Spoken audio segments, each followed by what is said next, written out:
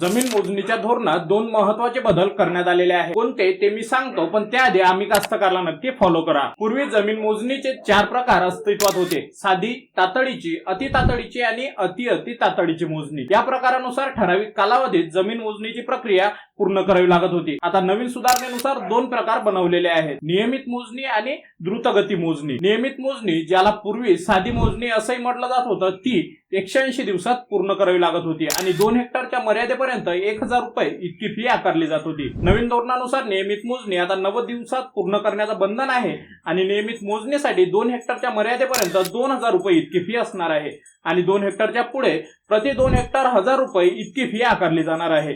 पूर्वी अति तातडीची मोजणी ही 15 दिवसात केली जात असे आणि त्यासाठी 12000 रुपये इतकी फी आकारली जात असे. नवीन धोरणानुसार द्रुतगती मोजणी 30 दिवसाच्या आत पूर्ण करण्याचं बंधन आहे आणि या मोजणीसाठी 2 हेक्टरच्या मर्यादेपर्यंत 8000 रुपये फी असणार आहे आणि 2 हेक्टरच्या पुढे 4000 रुपये प्रति 2 हेक्टर असा आकार हा घेतला जाणार आहे. याचा अर्थ तुम्ही पूर्वी मोजणीसाठी जर 1000 रुपये दर होता, तर आता 2000 रुपये करण्यात आलेला आहे, परंतु ती वेळ सुद्धा कमी करण्यात आलेली आहे. याबद्दल तुमचं मत आम्हाला कमेंट सेक्शन मध्ये नक्की सांगा आणि आम्ही कास्तकारला अवश्य फॉलो करा.